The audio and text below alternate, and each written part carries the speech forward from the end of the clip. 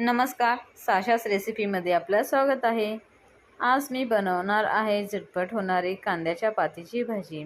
तर टिफिनसाठी मस्त अशी ही भाजी मी बनवलेली आहे।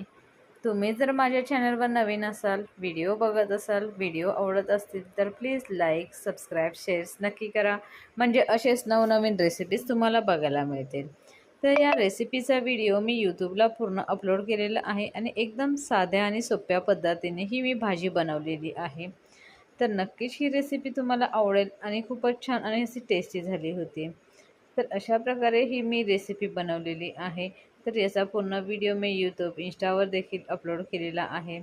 तर रेसिपी तुम्ही बघू शकताय किती छान आणि मस्त अशी ही कांद्याची पात झालेली आहे।